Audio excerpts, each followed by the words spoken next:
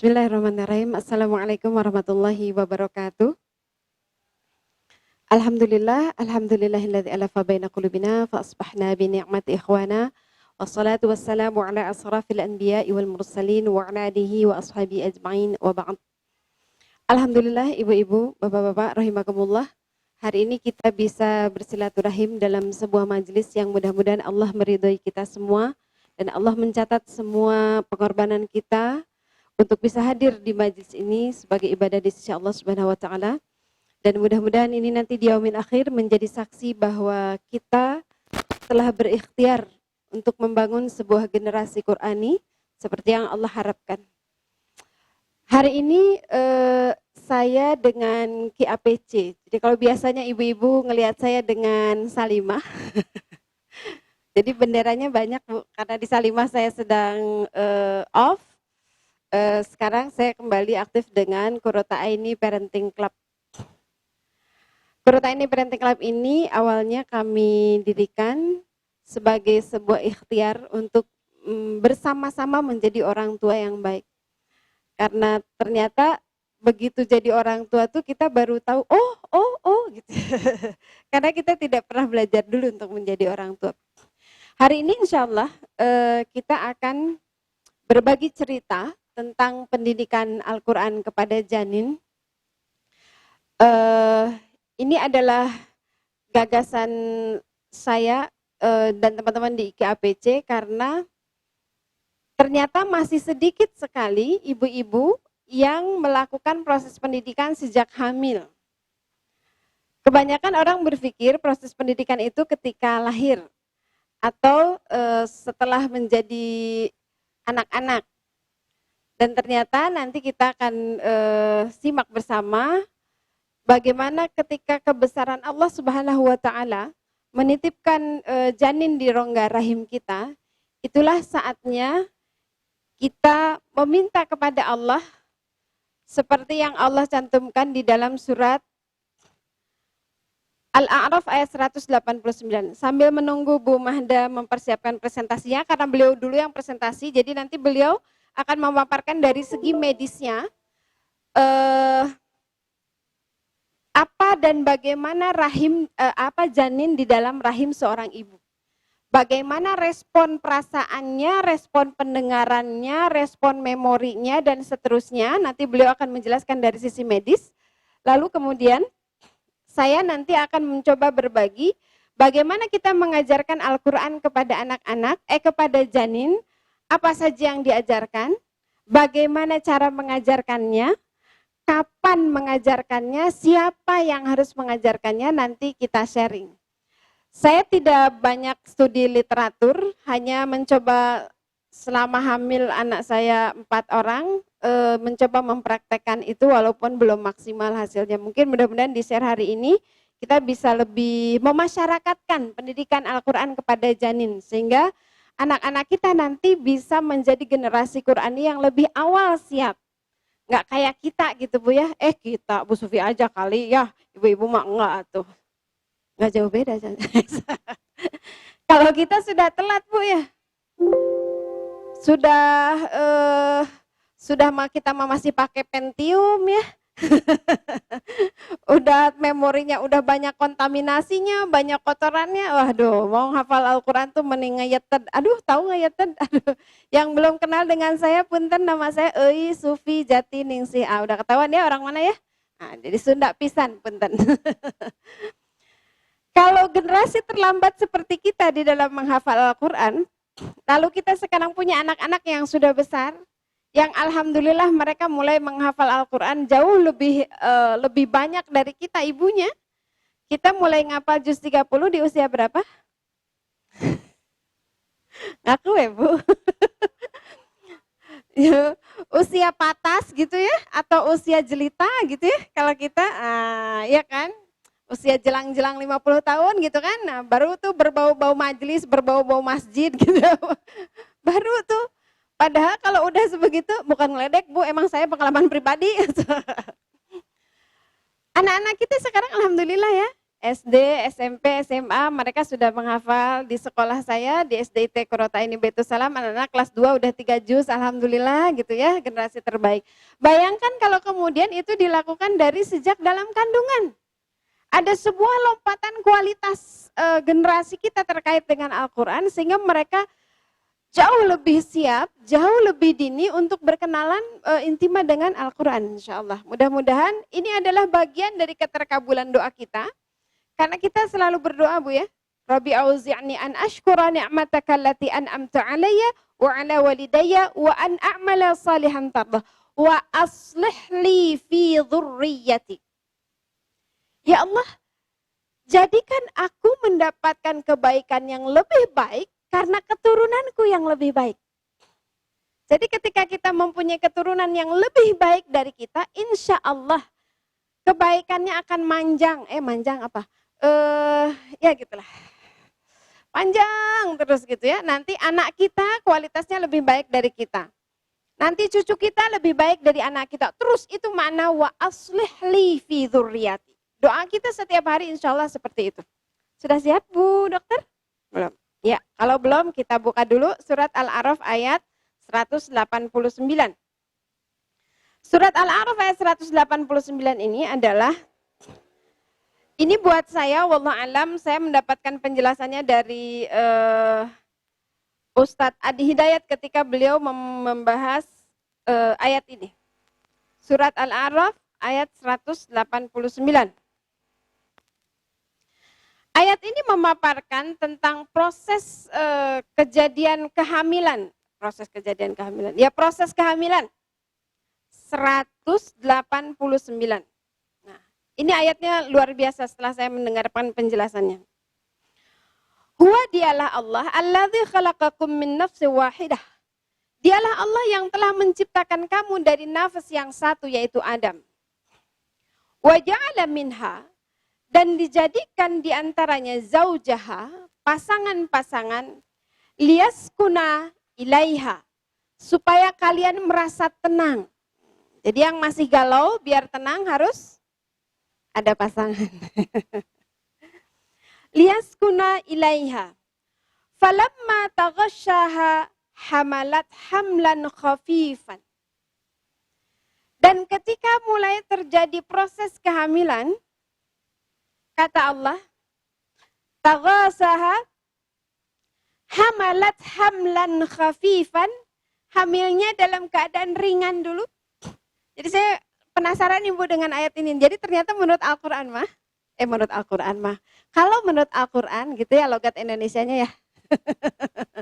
Kalau menurut Al-Qur'an, awal kehamilan itu adalah khafifan.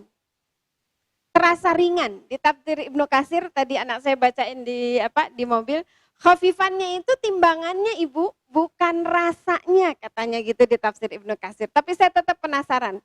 Jangan-jangan menurut Allah hamil awal tuh harusnya enggak repot gitu ya. Siapa tahu nanti ketemu ilmunya. Famarrat bihi, lalu berlanjutlah berlanjutlah kehamilannya itu. Falamma asqalat da'awa, maka ketika kehamilannya itu mulai terasa berat, da'awa, maka mereka berdua suami istri itu berdoa. Allahu rabbahuma lain ataitana salihan lanakunanna minasyakirin.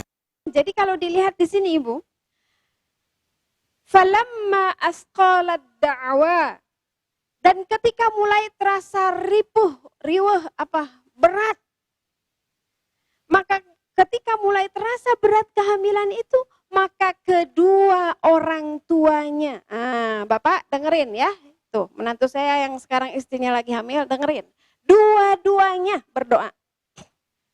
Bahkan ada sebagian ulama mengatakan di 3 bulan pertama, 3 bulan pertama ya, di hadis 120 hari itu, doa yang lebih didengar itu adalah doa suaminya. Kenapa? Karena istrinya berada dalam keadaan yang sangat payah, sehingga suami diharapkan lebih empati dalam keadaan istrinya itu, lalu doanya lebih bisa khusyuk.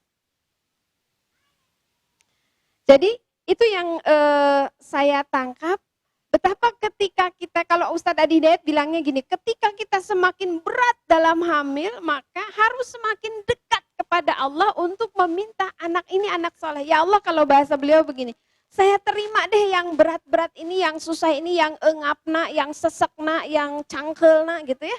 Orang hamil kan gitu ya, wahnan ala wahnin, udah. Enggak apa-apa, saya terima beratnya ini, tapi berilah saya kompensasi dengan engkau berikan anak yang saleh. Itu maknanya kata beliau. Saya sebagai praktisi pendidikan dalam hal ini kita akan menyampaikan tentang pendidikan janin. Oh ini nyambung banget nih. Gitu. Jadi ketika nanti Bu Dokter jelasin berapa bulan ketika Indra itu sudah siap untuk menerima pendengaran, perabaan dan seterusnya, itu ternyata ketika hamilnya sudah mulai terasa berat, 6 bulan, 24 minggu. Baik Ibu rahimakumullah, hari ini kita akan berbicara teknis tentang bagaimana pendidikan janin. Jadi nanti saya memerlukan model peraga. Teteh siap ya? Anak saya kebetulan lagi hamil besar. Kita langsung aja. Ibu rahimakumullah, seperti tadi disampaikan oleh Bu Mahda bahwa bayi itu, janin itu bisa merespon. Saya tadi barusan search kenapa sih Allah mendahulukan pendengaran daripada penglihatan gitu ya. Ternyata tadi saya men-search ada sekitar 9 ayat yang Allah menyebutkan pendengaran itu lebih dulu daripada penglihatan. Pendengaran itu lebih dulu dari penglihatan. Biasanya kalau di dalam bahasa Al-Quran, sesuatu yang disebut lebih awal, itu mempunyai urutan memang lebih awal atau bobot yang lebih besar.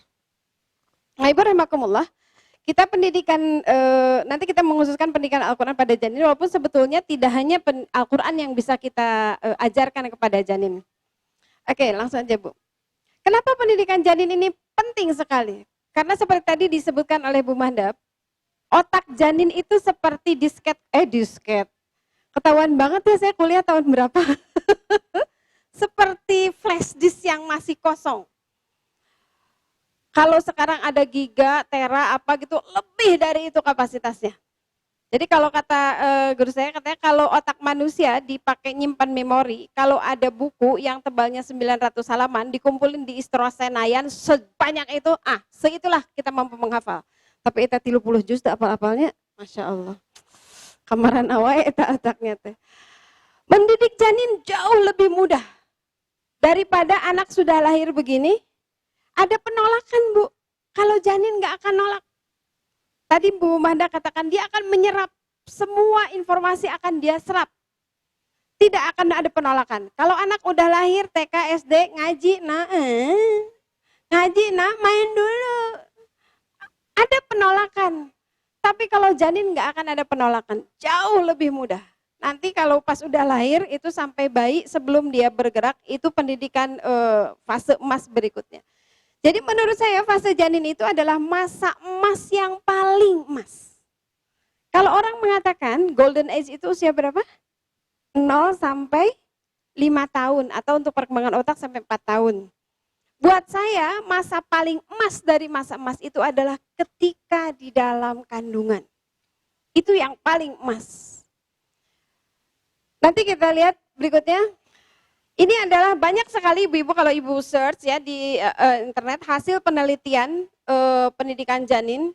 Ini hanya salah satunya, beliau yang dari Bangkok banyak referensi beliau bahwa kalau janin banyak distimulus Bu ya. Distimulus tuh kayak tadi tuh bukan hanya diajarin, dengerin ya, hafalin, enggak. Direspon dia, diusap dia, diajak ngobrol, dikenalin ini suara abah, nah ini suara jida, ini suara kakak, itu respon, distimulus dia. Semakin sering distimulus janin, maka nanti ketika dia lahir, dari kapasitas kognitif, emosi, sosial dia jauh lebih baik. Saya dulu ketika sebelum hamil mempelajari satu buku pendidikan janin terjemahan dari Jepang, kalau di sana tuh huruf hiragana diajarin gitu ya. Ibu-ibu pengetahuan ternyata memang bisa. Karena memang nanti dilakukan penelitian setelah itu, ada salah satu perusahaan musik di Jepang, Yamaha, itu melakukan sebuah penelitian pada 2 kelompok ibu hamil, yang satu diberikan treatment sejak hamil dengan musik-musik klasik, Beethoven, Mozart gitu ya, terus gitu pakai alat-alat musik. Ini kan dia jualan kan supaya gimana caranya orang pada beli alat musik dia gitu kan judulnya. Itu tuh tahun 70-an atau tahun 60-an saya lupa. Jadi di treatment kelompok pembanding dengan kelompok yang diteliti, yang satu diperdengarkan terus sampai selama hamil sampai lahir, kemudian yang satu tidak diperdengarkan secara istimror secara rutin teratur. Begitu anak itu lahir sampai usia 5 tahun masih dipantau oleh perusahaan Yamaha ini. Dan hasilnya adalah ketika mereka disekolahkan di sekolah musik Yamaha, maka kelompok pembanding yang tadi tidak ditreatment dengan suara-suara musik itu, IQ-nya jauh lebih rendah. Dia lebih sulit untuk menerima pelajaran di sekolah musik itu. Nah, kalau saat itu saya membaca hasil penelitian di sekolah musik Yamaha, saya kemudian ganti dengan Al-Quran. Dan ternyata bisa. Berikutnya, jadi insya Allah dalilnya gitu ya, dalil ilmiahnya itu sangat banyak sekali di dalam jurnal-jurnal penelitian yang itu menguatkan kita bahwa janin itu sangat potensial untuk kita didik. Janin itu sangat potensial, jadi jangan diabaikan. Saya suka bawel tuh sama anak saya, teteh udah diajarin belum? Udah diajarin belum? Kalau dia nyetel TV terus ada musik ngengong-ngengong, saya bilang jangan dengerin deh. Apa materi pendidikan janin? Banyak. Apa aja yang ibu mau ajarkan bisa diajarkan pada janin. Tapi kali ini coba mari kita lihat ada beberapa yang bisa kita ajarkan kepada anak-anak. Tauhid, Asmaul Husna, Al-Quran, bacaan sholat, nama-nama Nabi. Bisa Bu Sufi? Bisa. Bahkan bukan cuma bacaan sholat, gerakan sholat bisa diajarkan kepada janin. Nanti saya praktekkan. Jadi ini semua bisa bisa diajarkan kepada anak-anak. Jadwalnya gimana, materinya apa saja, terserah masing-masing ibu bapak punya prioritas dalam pemahamannya, apa yang harus didahulukan diajarkan kepada janin itu dilakukan. Jadi ini semua diajarkan bisa. Bagaimana mengajarkan tauhid dengan mengajarkan kalimah la ilaha illallah. Atau misalnya ibu mau makan kangkung, mau makan apel, mau makan ikan, bilang sama anak. Saya kata ibu saya dulu kalau hamil tuh kamu kayak orang gila. Nah, ibu mau makan kangkung. Kangkung itu tanaman ada batangnya warnanya hijau. Dia mengandung zat besi. Ngomong tentang kangkung. Dia ciptaan Allah. Ibu mau makan ikan. Ikan ini ciptaan Allah. Dia hidup di laut, bernapas dengan insan. Ngomong tentang ikan. Memori itu akan kesimpan. Nanti pas dia belajar IPA SD, gua udah tahu gitu. Di memorinya udah ada insya Allah. Semuanya bisa diajarkan. Surat-surat pendek, bahkan bukan cuma surat pendek, seluruh Al-Quran insya Allah bisa dihafalkan. Ilmu pengetahuan bisa. Seperti yang tadi saya katakan. Dulu saya waktu hamil itu pakai senter gitu ya. Berapa minggu tadi Bu, saya nyalain, terang, ini terang sayang. Terang, saya matiin, ini gelap sayang. Tadi kan udah ya, ada respon terhadap cahaya. Itu dilakukan Bu. Apa pentingnya sih Bu Sufi tahu terang cahaya? Nanti juga udah gede tahu terang-terang mana, yang gelap mana. Judulnya adalah menstimulasi otak. Bukan sekedar menyimpan memori. Tapi gimana menstimulasi otak? Katanya otak yang sering distimulus itu, lekukan di otaknya tuh makin rumit cenanya Bu ya? Betul. Dan makin rumit lekukan saraf-saraf di otak itu makin jenius, makin pinter. Nah, kalau orang Indonesia mah masih terus Bu, lekukannya nggak banyak. Datar aja katanya otaknya gitu. Kecuali otak Habibie kali ya. Salawat Nabi, huruf hijaiyah, nanti yang paling mau saya praktekkan di huruf hijaiyah insya Allah. Angka, matematika bisa. Dulu saya pakai kaleng susu, bekas kaleng susu. Saya pakai metode Glendoman waktu hamil. Jadi disimpenin Bu, ditempelin di perut, terus saya pukul. Ini 1, nah. Ini 2 sayang. Ini 3. Ibu bervariasi mah enggak? 1 ditambah 2, berapa? 3. Ih seru tahu. Jadi pengen hamil lagi ya. Kalau bisa dibasuk-masukin lagi tuh ke dalam. Terus dididik dia pakai cara itu. matematika bisa semuanya. Kapan mulainya? Tadi udah dijelaskan ya sebetulnya harusnya mah kita satu slide-nya dijelaskan langsung. Kapan? Kalau tadi lihat dari tayangan Bu Mada, untuk audio itu mulai usia 18 minggu, 18 pekan. Jadi ketika 18 pekan itu suara yang dari luar tubuh ibunya mulai didengar, di umur 23-24 bulan dia merespon suara. Maka ketika 18 pekan itu kita sudah melakukan teknik yang kita pakai dalam pendidikan janin itu ada 2. Sepanjang pengetahuan saya setelah mempraktekkan, membaca referensi ada 2. Teknik audio sama teknik perabaan. Ternyata match dengan apa yang disampaikan oleh Bu Mahda ya. Teknik audio ini memperdengarkan semua materi yang ingin disampaikan, semua materi. Apa yang ada di dalam pendengaran janin itu berpengaruh. Kemarin saya dengan salah seorang psikolog, dia punya kasus, ada seorang anak yang aduhai banget, spesial banget, pokoknya keren lah gitu ya. Sampai dipanggil psikolog, orang tuanya dipanggil berkali-kali ya, dalam tanda kutip keren. Ditelusuri orang tuanya baik, makanan baik, semuanya baik.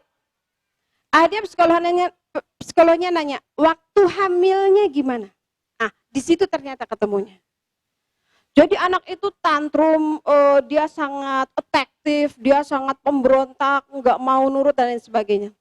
Ibu tahu apa penyebabnya? Ternyata ketika dia hamil, ini hamil di atas usia 40, lalu si ibunya pas hamil, ya hamil gitu. Jadi anak merasa gua kagak diterima nih. Jadi si ibunya akhirnya dia bete, tiap dia mules, ini teh gara-gara hamil. Tiap dia mules, gara-gara hamil ini teh. Mau digugurin dia tahu itu teh dosa gitu ya. Tapi akhirnya kuku lutus, you know kuku lutus? Apa kuku lutus teh? Menggerutuk. Jadi tiap dia mual, tiap dia dimarahin bayinya.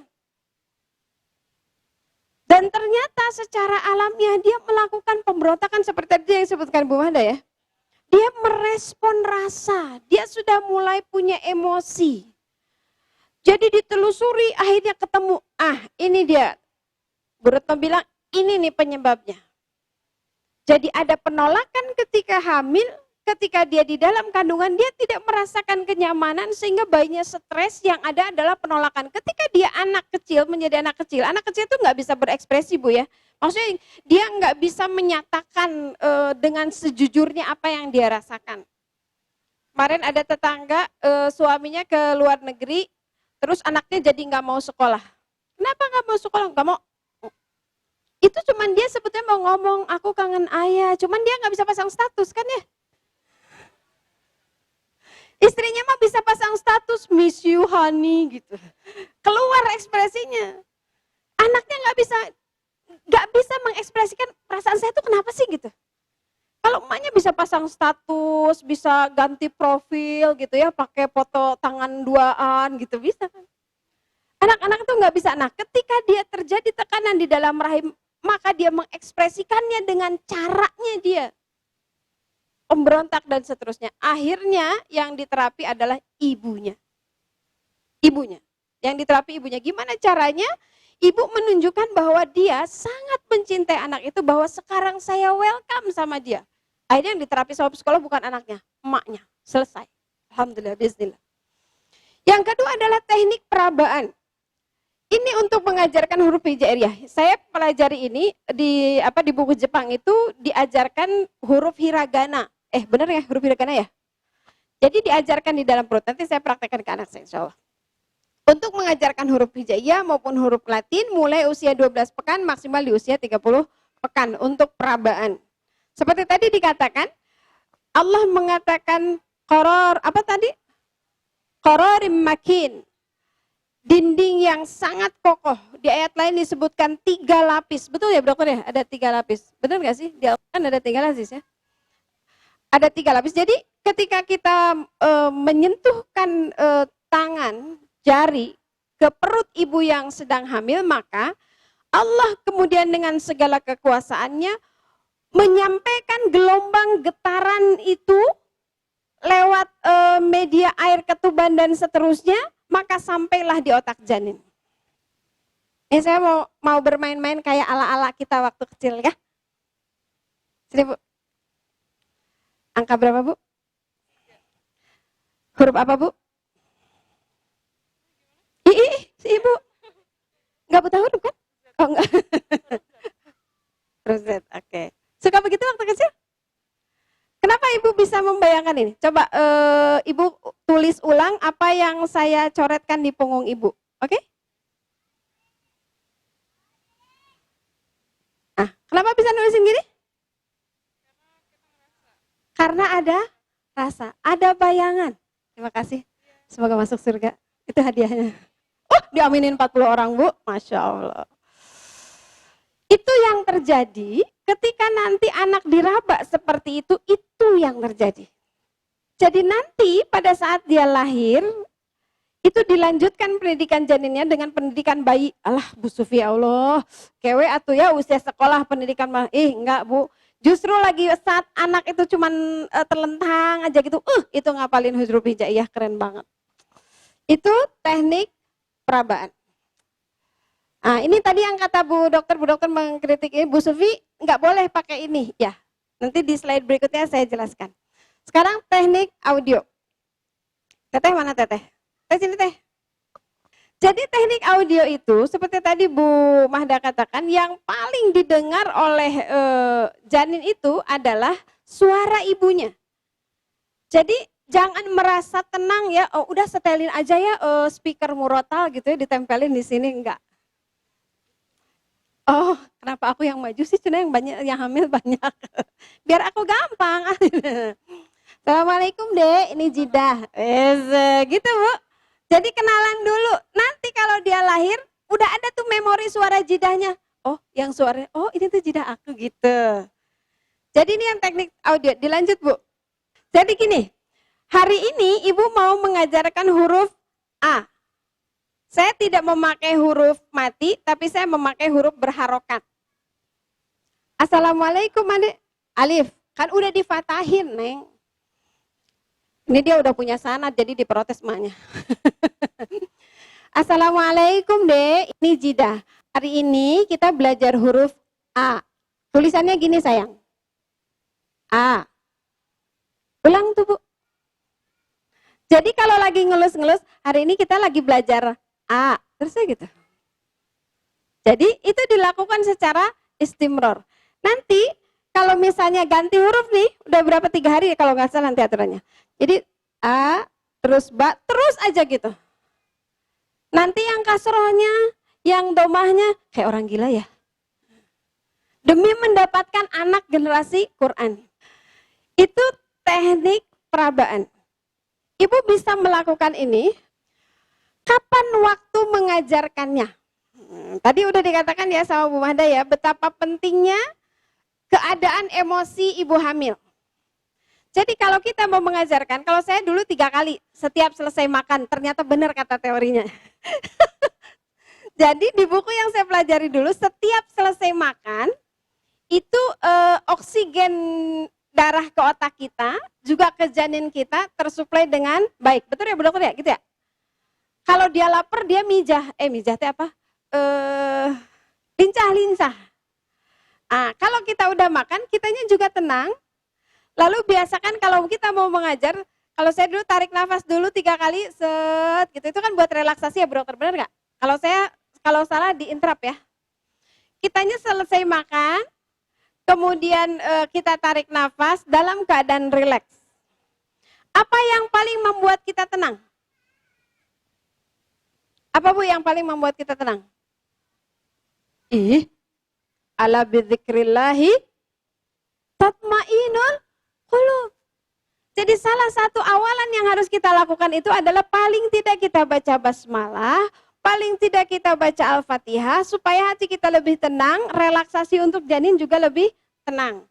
Ketika kondisi janin tenang seperti itu, maka otak janin katanya, kan kita mah ahli cenahnya, otak janin ketika dalam keadaan tenang, maka limbik otaknya pintunya itu kebuka.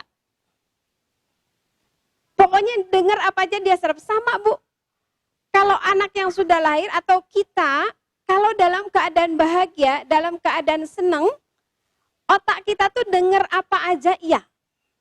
Coba tanya sama pengantin baru, gampang marah enggak? Tita Jong, ketendang sama saya, maaf ya sayang. Tapi udah ulang tahun pernikahan yang ke-40, ketendang, ih kenapa sih? Udah tuh gitu. Kalau anak-anak mau belajar, ibu giniin dulu, belajar enggak? Belajar gitu. Ibu bacain itu pelajaran 10 kali, enggak akan masuk dijamin. Tapi ketika kita sentuh, kita usap, kita kasih susu hangat, dia senang, dia bahagia, ibu bacain ya nak, buat ulangan besok, itu senang. Pintu otaknya kebuka, masuk dia. Jadi dalam keadaan tenang, dalam keadaan rileks, tarik nafas setelah makan. Lakukan 3 kali sehari secara rutin. Saya baru tahu ternyata kata Bu Mahda, tadi kan dijelasin ya, anak itu ada ongkeknya juga Bu. Ongkek teh naon? Jenuh. Jadi kalau terus-terusan aja gitu ya, nggak ada putus-putusnya gitu dari pagi sampai mau tidur, hayo diajaran gitu ya, ongkek. Yang paling baik di dalam teori itu, lakukan itu dengan waktu yang tetap. Jadi pagi, kalau saya dulu pagi, siang, sore, malam menjelang tidur. Terus gitu, pagi, siang, malam menjelang tidur. Pokoknya setiap habis makan, setiap kita rileks, kalau untuk murojaah. Kalau untuk murojaah tuh sesekali aja, kalau kita lagi habis tilawah, habis apa itu, kitanya juga lagi rileks, itu bagus untuk murojaah. Durasinya nggak usah lama-lama Bu. 15 menit cukup. Nanti saya kasih contoh ininya ya, urutannya gimana. Nah, mengajarkan huruf hijaiyah. Pertama, lakukan pengantar atau pembukaan kayak tadi ya. Diusap-usap, kenalin dulu siapa nih mau ngajarinnya. Abatinya, umaknya, jidahnya, atau kakaknya. Assalamualaikum Dek, ini kakak. Hari ini kita belajar huruf ba. Ibu suka ada peristiwa gini nggak? Begitu anak adiknya lahir, kakaknya yang udah nggak pipis di celana jadi pipis di celana. Yang udah ngompol jadi ngompol. Yang biasanya ke sekolah nggak nangis jadi nangis. Pernah? Itu salah satunya karena si kakak tidak diciptakan bonding dengan adik di dalam perutnya. Sehingga ketika lahir, kita kan gitu, Bu, aku minta susu, bentar ya, adik pipis. Gitu kan? Bu, aku mau mandi, bentar ini adik nangis. Udah tuh. Makin aja kecemburuan itu ada. Jadi jangan heran, kalau anak-anak seperti itu kemudian dia jadi caper begitu punya adik. Nah ini pendidikan ini salah satunya untuk menciptakan bonding antara si kakak dan adik janin. Sehingga ketika adiknya lahir dia sangat welcome dengan adiknya. Ini murid gue gitu kasarnya gitu. Dilibatkan di dalam proses pendidikan itu. Kemudian usapkan bentuk huruf sambil kita mengucapkan. Sambil kita mengucapkan. Karena itu yang akan disimpan di memori. Memori audionya kesimpan itu huruf ba. Kalau yang udah selesai jazarinya, bisa tuh disebutin matanya ya huruf ba itu apa gitu. Aduh keren banget ya nanti janin belajar matan jazari gitu. Gak apa-apa, sampaikan.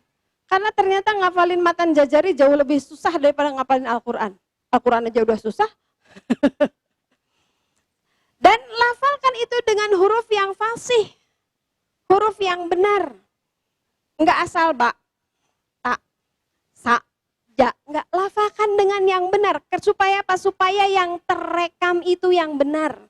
Sehingga nanti anak-anak tidak seperti anak-anak zaman saya gitu ya. A'udzubillahi minasyaitonirrajim. Cek setan teh bukan aku, itu mah bukan aku gitu.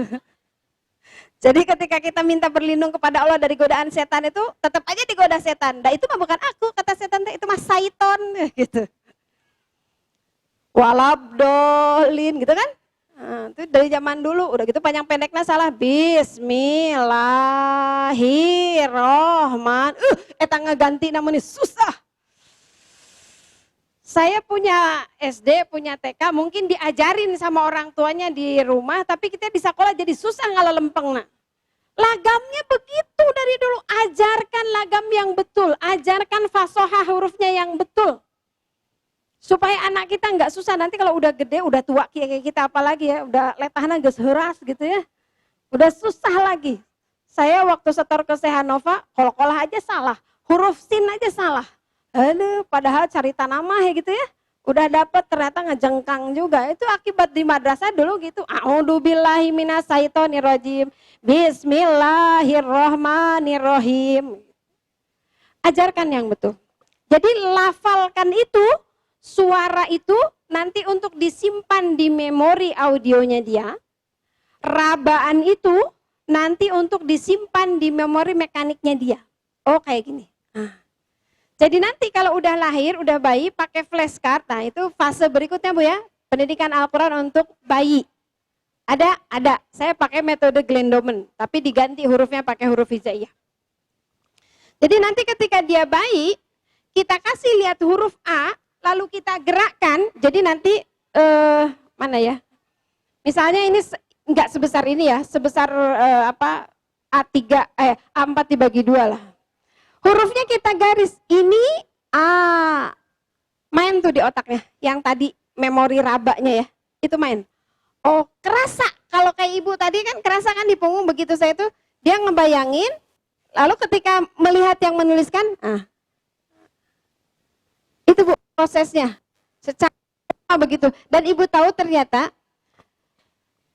yang mainan kita tadi Bu, jadi saya pelajari salah satu referensi tentang bagaimana cara melatih konsentrasi anak. Itu ada 3, saya nggak ingat bahasa asingnya, pokoknya keren dah. Ternyata tahu nggak Bu apa? Yang satu mainan yang kayak tadi. Yang satu pakai nenek-nenek ai apa gitulah gitu. Kita waktu kecil suka main gini, ayo palama-lama gitu.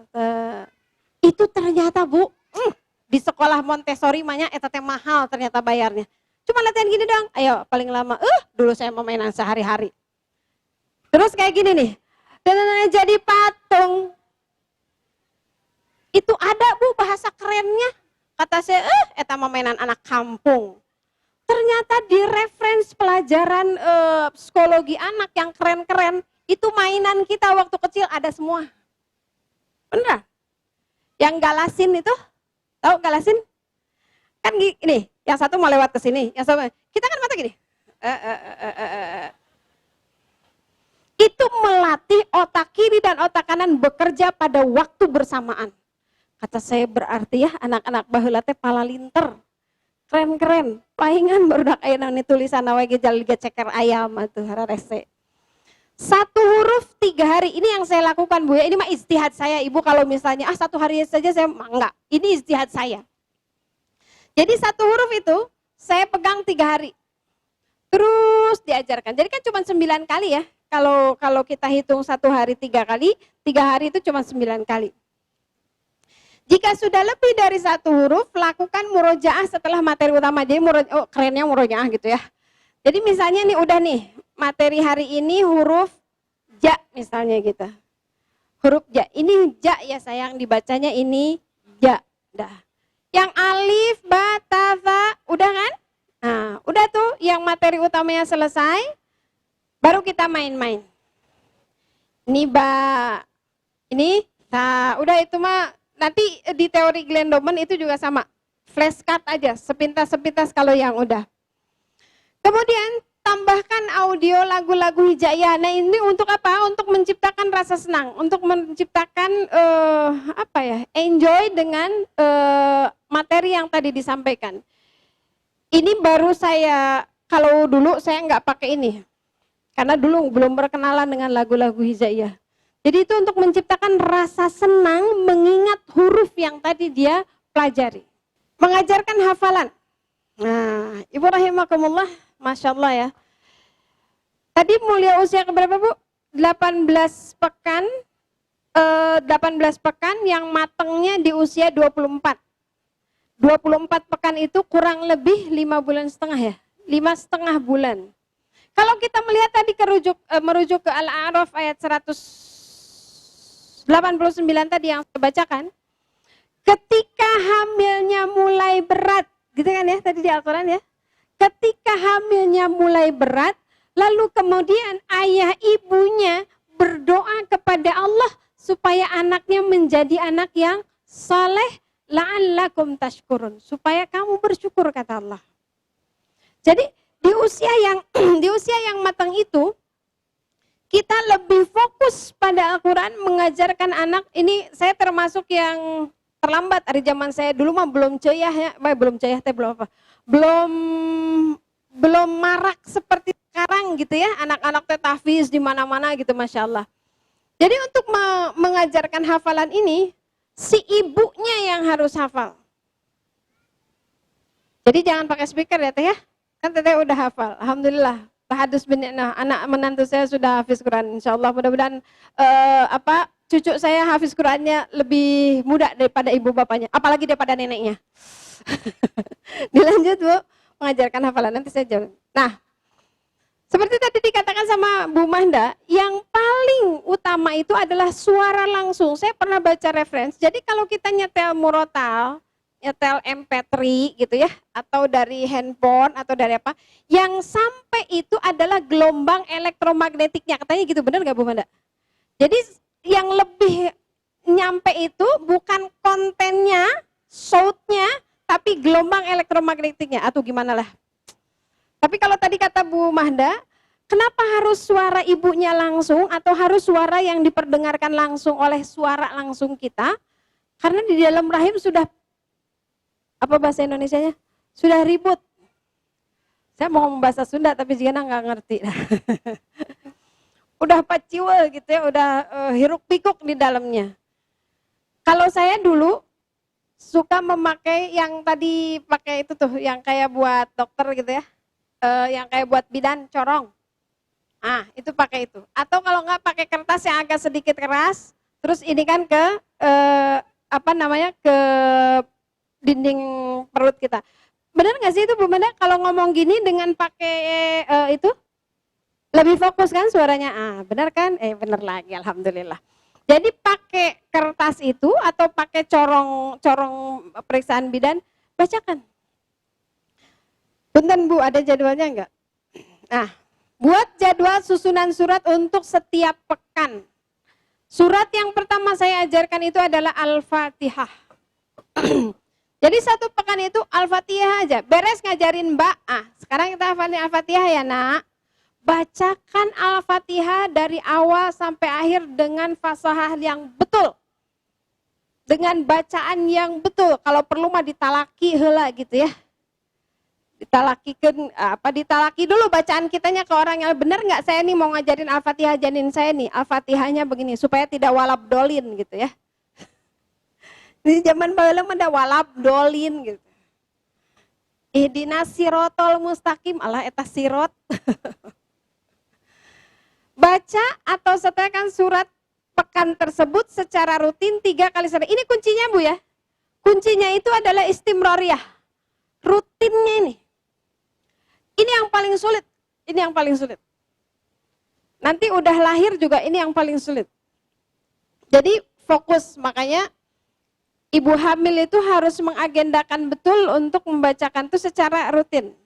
Saya agak bawel nih ke anak saya karena kelihatannya teh karena geus hararapal meureunnya jadi geus teu dijadwal gitu. Ari saya pakai otak anu teu hafal Al-Qur'an teh jadi harus dijadwal gitu.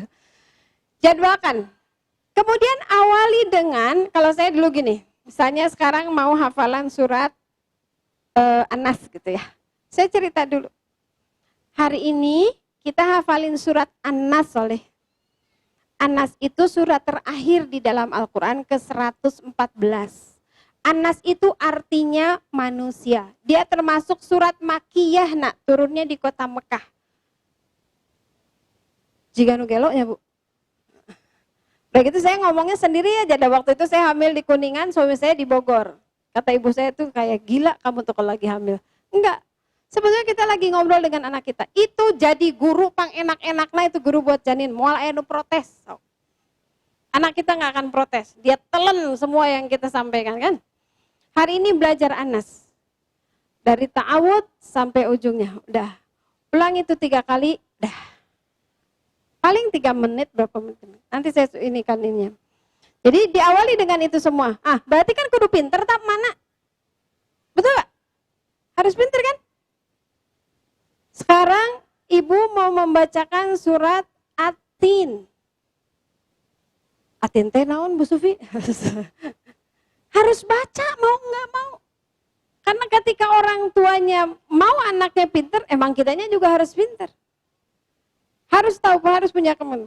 Tilawah langsung, ini saya buat sebelum saya lihat slide Bu Mahda loh. Tilawah langsung lebih baik daripada elektronik, alat-alat elektronik. Secanggih apapun. Tapi alat-alat elektronik itu bisa membantu ketika, kalau saya dulu, karena teorinya tadi sama lah ya, jadi kalau berada di suasana yang hiruk pikuk, kan kitanya juga ikut heboh ya.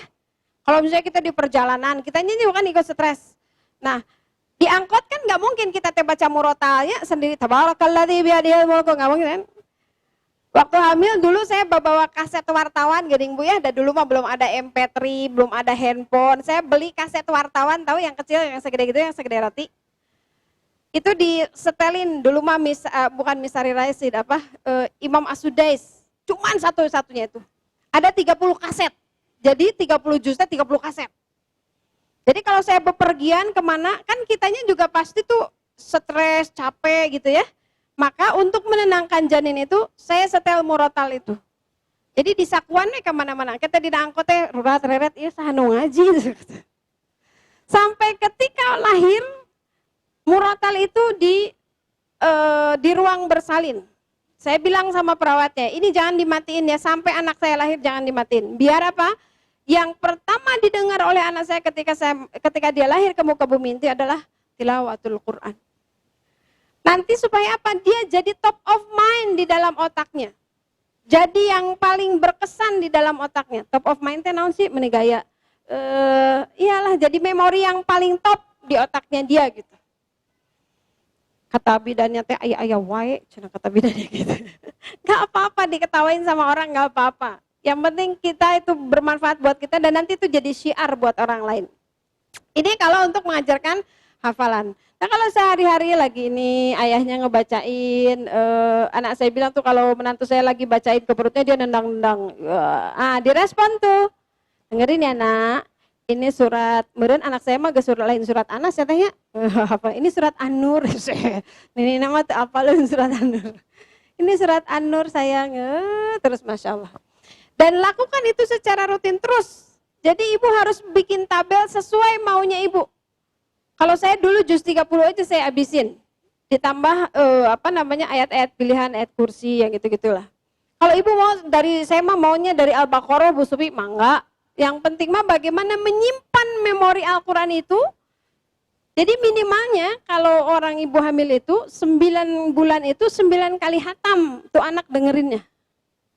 Mau dari ibunya, mau dari bapaknya, pokoknya anak itu dengar 9 kali hatam. Insya Allah kesimpan di memori anak. Insya Allah, nggak akan kayak kita jadinya. Saya anak pertama ini agak maksimal, rada gitu ya pendidikan janinnya, kan belum punya anak. Wah treatmentnya udah pokoknya pol-polan lah gitu. Qadarullah alhamdulillah biiznillah. 2 tahun saya kasih buku Iqra, dia cuma butuh waktu 1 minggu untuk menyelesaikannya. Di usia 2 tahun. 3 tahun dia sudah bisa baca Al-Quran, sudah bisa baca Quran. Jadi Quran dia udah bisa baca, Quran dia udah bisa baca. Walaupun dampaknya rada-rada ini.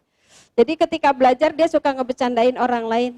Karena bosen kan kelas 1 di orang baru belajar ini, Budi. Ini mantek itunya. Dia udah bisa baca.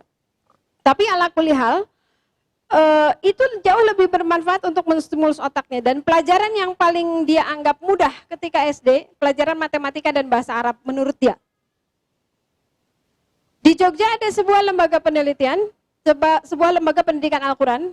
Beberapa tahun yang lalu saya baca jurnal penelitiannya. Mereka melakukan penelitian terhadap ibu hamil sampai bayinya umur 3 tahun. Bayinya lahir umur 3 tahun, kemudian dilakukan penelitian, di treatment hafalan ternyata anak yang terbiasa mendengarkan hafalan Al-Quran secara rutin, berkala dengan jadwal yang tadi tetap, ketika diberikan hafalan, 3 kali lipat lebih cepat hafal daripada anak yang tidak di treatment. IQ-nya 3 kali lipat lebih, bukan 3 kali lipat, maksudnya 3 step lebih tinggi. IQ-nya lebih tinggi dan ini yang paling penting, anak yang ketika janinnya, ketika hamilnya di treatment dengan Al-Quran seperti tadi, anak itu lebih mudah diajak benar. Apa maksudnya? Ya lebih helim Bu, lebih helim, lebih hanif, lebih mudah diajak, dinasehatinnya tuh lebih mudah. Enggak merekedawang, alah merekedawang apa?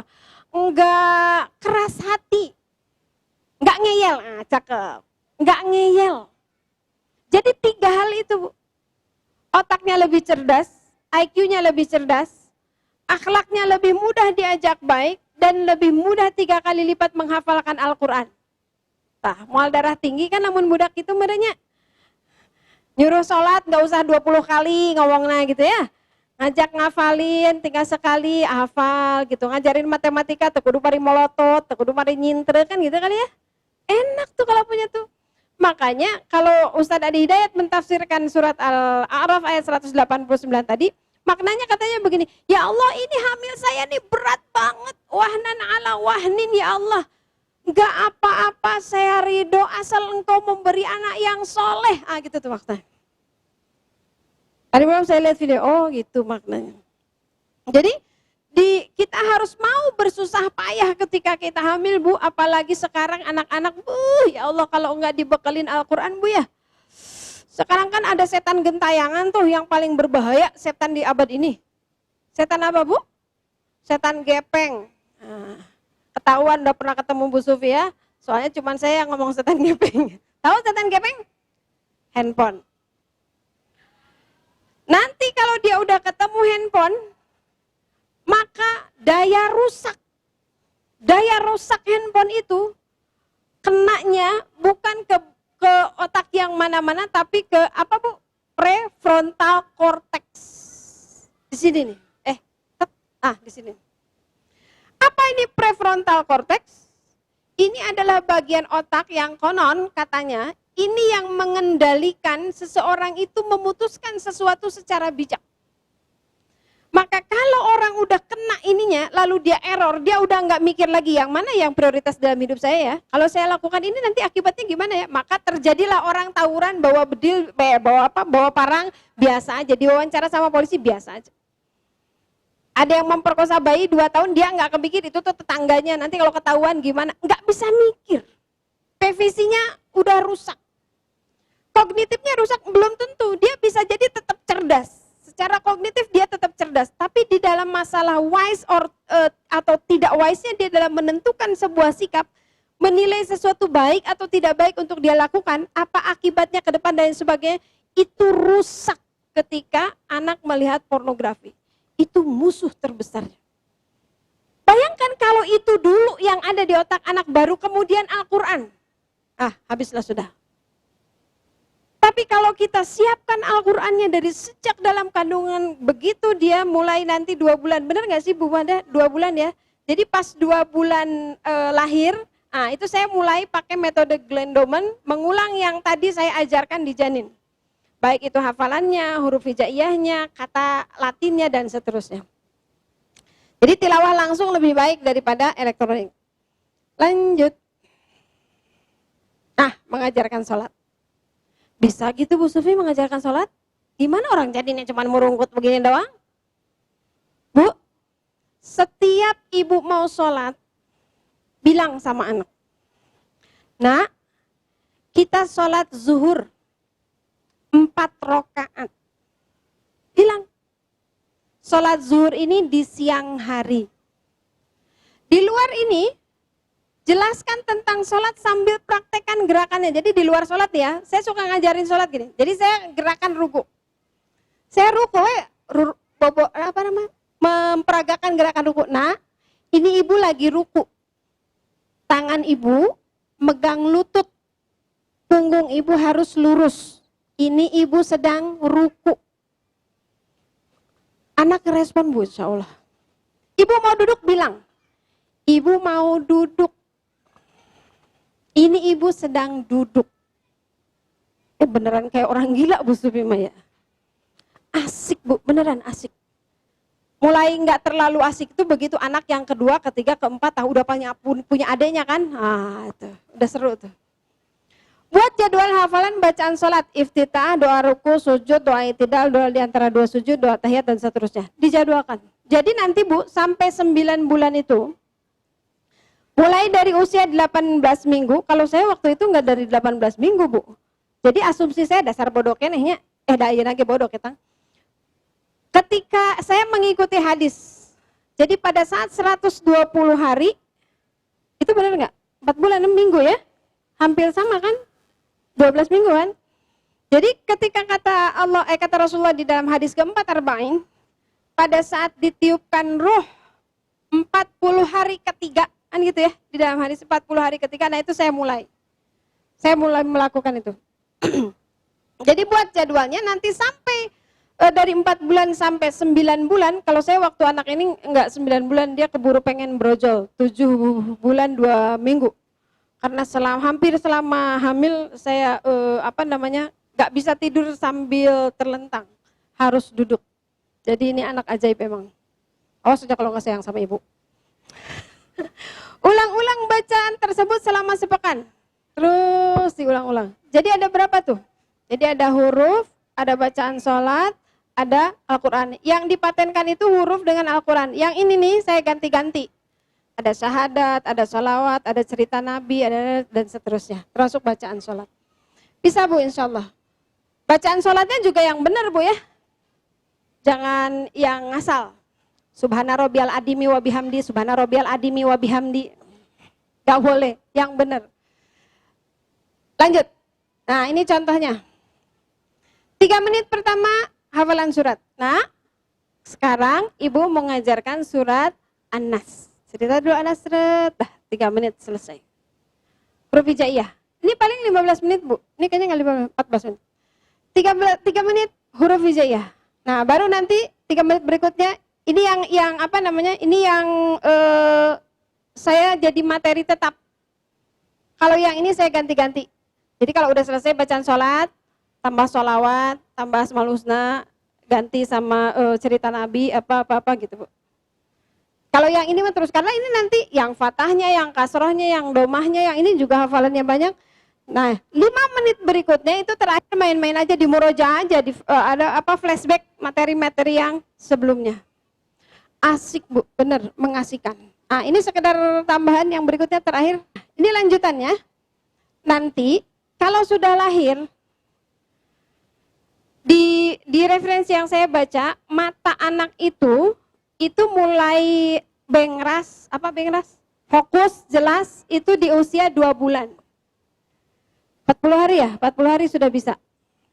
Oh barudak ini mah begitu borojo, begitu nyilek gini ya. Dulu mah kan 40 hari teh merem dulu gitu ya. Kurang stimulus. Karena nggak distimulus cahaya dan lain sebagainya. Jadi nanti mulai flashcard hijaiyah, kalau ibu mulai pada usia 2 tahun, dia pakai warna dasar. Merah, kuning, biru. Tapi pengalaman saya kalau saya compare dengan teori pendidikan bayi, yang paling banyak dipakai itu adalah warna merah. Nanti kalau udah 4 tahun, katanya dia udah lebih lebih klik dengan warna kontras. Sehingga dulu saya kartu-kartu itu saya pakai warna merah. Zaman dulu mah beli kertas warna merah ditulis terus diguntingin, tempelin satu-satu. Sekarang mah tinggal ngeprint ya. Truk udah gambar. Jadi itu mulai 2 bulan itu sudah mulai tuh dikasih tahu ini A. Tulisannya sama kita. A. Ini nanti kalau udah bayi Bu sampai 2 bulan. Metode Glendoman, jadi metode Glendoman tuh gini Bu.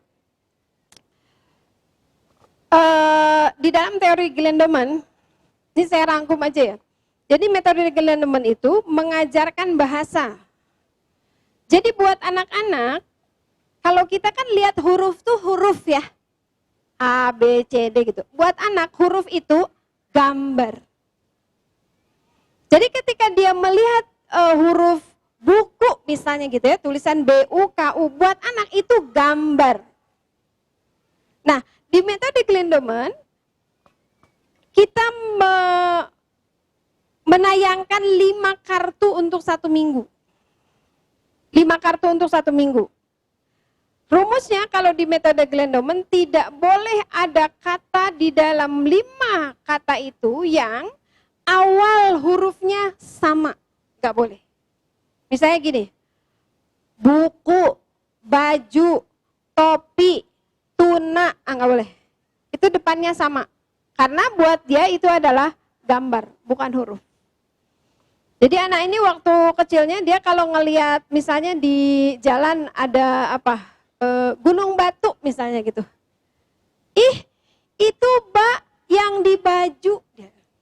Dia ngelihat bak di kata batu, dia ingatnya di kata baju. Ibu, itu bak yang di baju, dia bilang. Nah itu diulang selama 1 minggu. Kalau saya pakai hijaiyah. Saya pakai hijaiyah, random saya ambil, saya tidak samakan yang jahaho, itu tidak saya barengkan. Karena pakai teori Glendoman yang tadi, nanti dia header, bingung. Jadi di random. 5 kartu 1 pekan, nanti ambil kalau misalnya kita mau gampang ya, abata saja gitu ya. Ini kalau mau gampang. Ini 1 minggu, 5 kartu ini, udah 1 minggu. Nanti hari ke-8, ibu ambil A, masukin kho. Hari ke-9, ambil ba, masukin da. Terus gitu. Itu teori Glendoman. Selain hijaiyah, saya mengajarkan juga Latin. Ya kata-kata itu aja, nanti kartunya diperkecil, makin anak besar 1 tahun saya pakai ukuran yang lebih kecil, nanti udah 3 tahun pakai ukuran kartu, nggak dibawa ya yang itu. Jadi kalau yang udah 3 tahun saya pakai kartu sebesar itu labu ucapan terima kasih kalau pengantenan gininya. Nah itu suku kata, bermain di situ, seneng banget, seru banget. Makanya saya yakin kalau ibu-ibunya begitu TK teh sepi deh. Iya, diajarannya sendiri. Kan ayah nama ibu-ibu teh mani bukan FSP. Semangat. Bahasa positifnya semangat sekarang mah ibu-ibu teh ya. 2,5 tahun guys dituntun ke sekolah Bu Sufi, anak saya mau dong sekolah di sini playgroup. Kata saya teh ajarin sendiri. Di sekolah itu Bu, 1 guru megang 10 anak. Di rumah 1 anak dipegang sama kita sendiri. Kira-kira lebih kualitatif mana? Dipegang sendiri, masalahnya mamanya kebanyakan males, ya kan? Bukan yang di sini, di sini masa rolehah lah. Buat jadwal murojaah murotal, nah biasanya kalau udah lahir nih, jadwal murojaah itu saya menjelang bangun dan menjelang tidur. Bener gak Bu Dokter?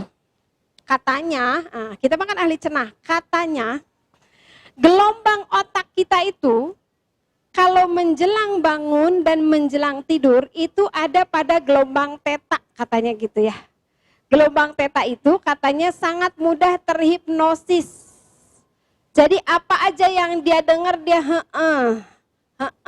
gitu. Jadi kalau ibu mau menghipnotis anaknya yang biasa ngompol, itu pas mau tidur ibu bilang, "Nak, nanti malam kalau mau pipis ke kamar mandi ya Soli." Nah, itu masuk tuh udah. Ini saya diajarin sama psikolog. Kalau ibu mau minta uang belanja sama suami tambahan, pas mau tidur tuh Pak, besok belanjanya tambah ya, gitu. Terus direkam Bu, besok ditagih. Sama menjelang bangun. Jadi menjelang bangun kalau anak itu udah kita bangunkan, kan biasanya anak kan nggak langsung ngagorejat ya Bu ya. Boro-boro anak-anak lah, ibu juga dengar azan nggak langsung bangun. Ibu saya lah, Allah Akbar, azan, bentar dulu gitu ya. Terus duduk, udah la ilaha illallah, baru duduk. Nah pada saat itu, lulungu kalau kata orang Sunda mah ya. Nah lagi lulungu itu waktu yang pas untuk masukin memori ke otak anak. Jadi yang paling baik nyetel murotal kalau anak nanti udah lahir sampai TK dan lain sebagainya, itu ketika dia mau tidur dan pada saat menjelang bangun. Itu nantilah, itu mah anaknya udah lahir ceritanya. Gampang kan Bu? Gampang nggak? Mau hamil lagi? Oh enggak. Buat cucu sekarang ya. Baik, sementara itu dulu Bapak Ibu rahimakumullah. Terima kasih kepada para bapak yang sudah ikut duduk memperhatikan. Saya sangat appreciate kalau ada bapak-bapak yang ikut terlibat dalam proses pendidikan anak. Karena sesungguhnya wahai para bapak dan calon bapak, berbahagialah yang suaminya hari ini ikut hadir. Si ibu langsung tersenyum-senyum tuh yang kerudung pink. Karena khotob tarbiyatul aulad. Siapa yang diajak bicara dalam konteks pendidikan anak di dalam Al-Quran itu ayah, bukan ibu. Jadi harusnya yang paling concern pada masalah pendidikan anak itu ayah, bukan ibu. Hanya karena karakter perempuan secara psikologis dia lebih prepare kalau mau melakukan sesuatu, maka perempuan itu lebih tertarik kalau mau ini persiapan nikah. Kemarin saya bikin sekolah kursus pranikah dari berapa puluh peserta, laki-laki mah cuma 5, 6 gitu. Tahun kemarin 100 pesertanya, laki-lakinya cuma berapa belas gitu. Kenapa? Karena laki-laki mah berpikirnya nggak preparing, dia mah pokoknya nanti kalau begitu rule-nya jelas, oke, gua main gitu. Kalau laki-laki cara berpikirnya begitu. Jadi ibu-ibu kalau ada suami, kenapa sih si bapak mah kalau mau keluar kota teh muni ibu mariwuh nyiapin ini, si bapak menyantai, itu laki-laki. Di otak dia yang penting kalau saya mau perjalanan, saya ngerti jalannya ke sana, udah. Dia nggak mikirin perintilan kayak kita. Ya air minumnya, ya permennya, ya ininya, gitu. Perempuan itu karakter psikologis perempuan.